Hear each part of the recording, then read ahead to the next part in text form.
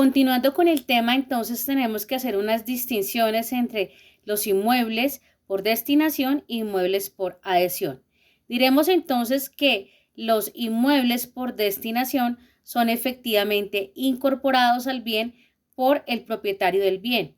Los inmuebles por adhesión se pueden incorporar también por un tercero, como lo sería en el caso del arrendatario en un contrato de arrendamiento. Como norma o presupuesto general, los inmuebles por adherencia pierden su autonomía y su individualidad. Los inmuebles por destinación no la pierden, en cambio los inmuebles por adhesión sí la pierden. La importancia de la clasificación de inmuebles por adherencia y por destinación podríamos precisar en el escenario jurídico lo siguiente. La venta de un bien inmueble comprende la venta de los inmuebles por destinación y por adhesión que éste tenga.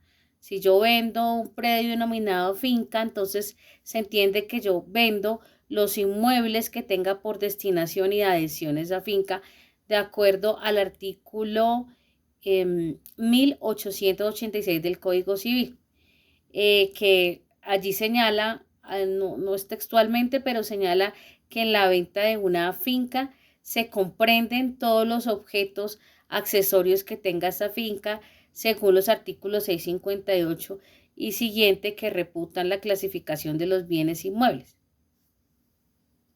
Así entonces, si por ejemplo se constituye un contrato de hipoteca, un contrato de garantía sobre un bien raíz o un bien inmueble, si el deudor hipotecario constituye una casa en un lote hipotecado que tiene la construcción efectivamente, preceptúa el artículo 2445 del Código Civil que la hipoteca queda constituida sobre los bienes raíces y afecta los bienes que por accesión, ¿cierto?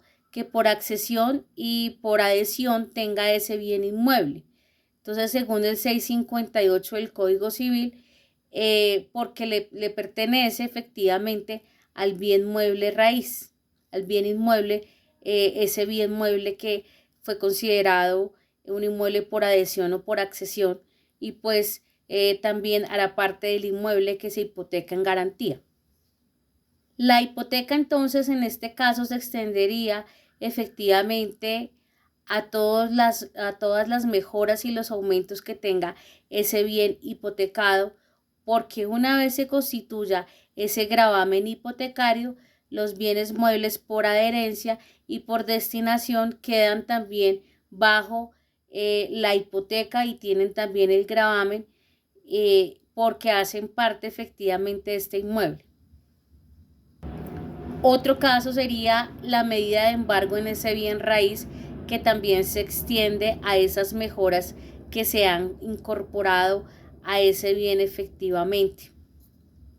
Dando continuidad a nuestros temas, vamos a referirnos a otro tema y es a los bienes muebles. ¿Qué son los bienes muebles? ¿Qué podemos definir como bienes muebles? Son bienes que efectivamente pueden transportarse de un lugar a otro, bien sea porque se transporten por sí mismos o porque una fuerza externa los impulsa. De acuerdo a los presupuestos del artículo 655, si se transportan por sí mismos, se llaman semovientes, ¿cierto? Y si los impulsa una fuerza externa, se llaman bienes muebles inanimados. Todo ello lo pueden ver ustedes en el artículo 655 del Código Civil, como ya les señalé. La clasificación de los bienes muebles. Inicialmente desde la naturaleza se dividen en dos, y es muebles por su naturaleza, la primera clasificación, y la otra sería los bienes muebles por anticipación. Bienes muebles por su naturaleza y bienes muebles por anticipación.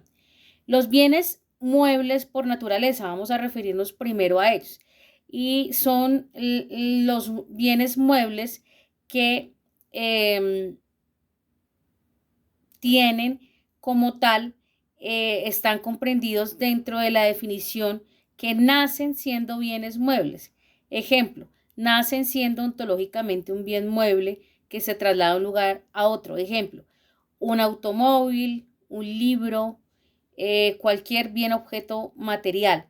Y en el caso del semoviente, que es bien mueble, pues pondríamos cualquier animal, un perro, un gato, un caballo. Unos se mueven por sí mismos, unos muebles se mueven por sí mismos, que son los semovientes, y otros lo hacen por una fuerza externa, como por ejemplo una piedra, cualquier objeto, puede moverse de un lugar a otro si el hombre o una máquina activa ese movimiento y mueve ese bien mueble. En cambio, los animales, que son los semovientes, pues se mueven por sí mismos sin necesidad de la fuerza externa.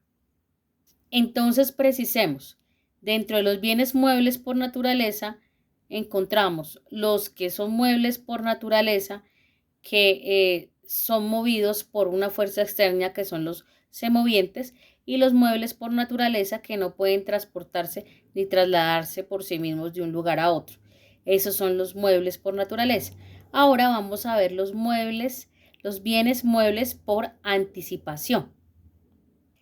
En los bienes muebles por anticipación tenemos las cosas que, siendo inmuebles por adherencia o por destinación, por una ficción jurídica del legislador, se transforman en bienes muebles, con un fin exclusivo de constituir un derecho del dueño o un derecho de favor de terceros.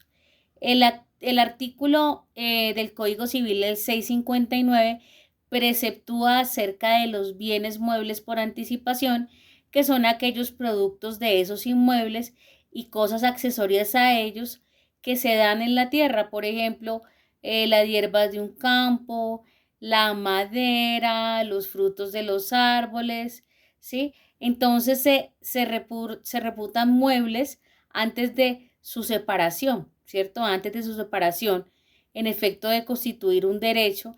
Entonces ahí por anticipación esos muebles están en la tierra, pero producen un resultado, un producto que es ese producto del campo, como los frutos, como la madera. Entonces se reputan bienes muebles por anticipación mucho antes inclusive de que existan.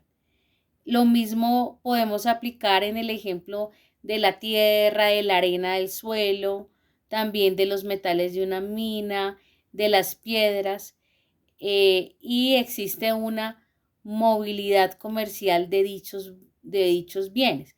Los bienes muebles por anticipación hace referencia a los bienes no en su estado actual, sino los bienes a futuro, una vez constituido el derecho en favor de ese tercero propietario.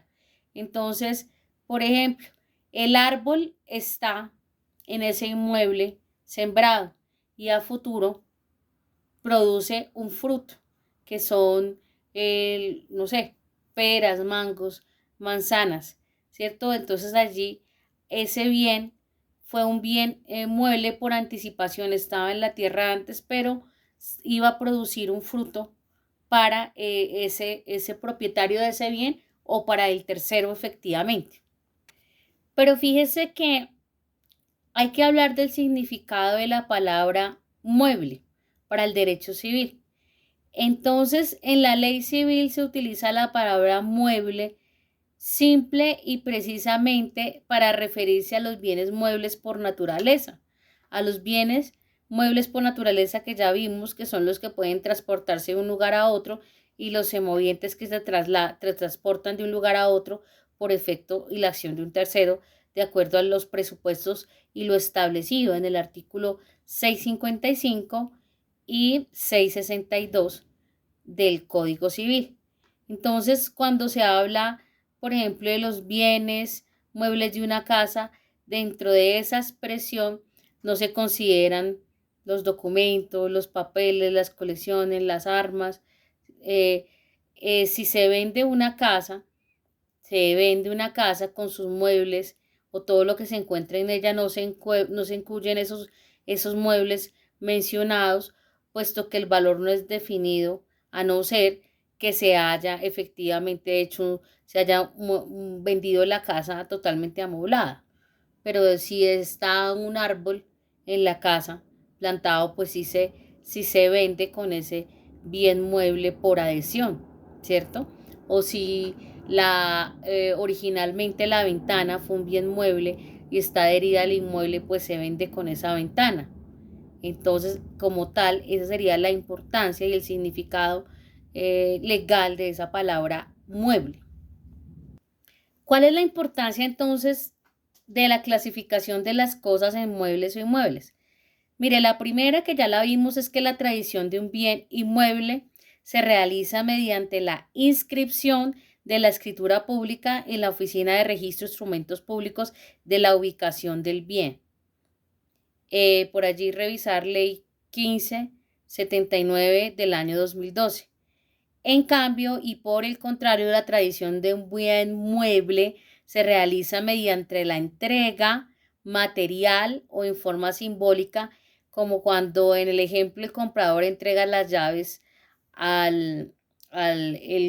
el comprador entrega las llaves al granjero que le va a arreglar la casa, ¿cierto? Entonces, con la entrega material de esas llaves o con esa entrega. Y ahí radica una de las primeras importancias y diferencias. Otra sería, efectivamente, en la compraventa de un bien inmueble, surge a la vida jurídica la compraventa de un bien inmueble por la escritura. La escritura es ese documento que está revestido de solemnidad. En cambio, la venta de un bien mueble surge, la venta, como les decía, del bien mueble surge efectivamente por el consentimiento de esas partes que realizan el negocio, toda vez que es un negocio consensual. Y esa formación de ese consentimiento de la venta del bien mueble está efectivamente regulada, como ustedes lo vieron en el derecho comercial, por el artículo 845 y siguientes del Código del Comercio. Otra importancia, bueno, todo acto o disposición sobre los bienes inmuebles requiere la solemnidad de escritura pública, de acuerdo a lo que ha señalado la jurisprudencia Sala Civil de la Corte Suprema de Justicia, ¿cierto? En la compraventa y cualquier negocio que se verse sobre un bien inmueble requiere que se eleve a escritura pública y que se registre efectivamente pronunciamientos de la Corte Suprema de Justicia, más o menos desde el año 1970 en adelante, y en esta línea jurisprudencial, que pues no es ni más sino el concepto de tradición de los bienes inmuebles. Dentro de estos bienes también tenemos que hablar del tema de la prescripción ordinaria de los bienes inmuebles, que es de 5 años, que más adelante abordaremos en el curso el tema de la prescripción. Aquí lo citamos solamente para un ejemplo. La prescripción ordinaria de los bienes inmuebles, que es de 5 años, la de los muebles, que entonces vendría a ser 3 años, depende de cuándo se haya dado, y el plazo de la prescripción en las viviendas de interés social, ¿cierto? Entonces, también importante esta clasificación de los bienes en el momento de adquirir la prescripción extraordinaria, que sea de 10 años, o para bienes que sea de 10 años, en caso de bienes muebles como para bienes inmuebles. Así entonces, para estos temas de prescripciones, de acciones posesorias, de temas de derecho real, pues es importante conocer esta clasificación que hoy estamos trabajando.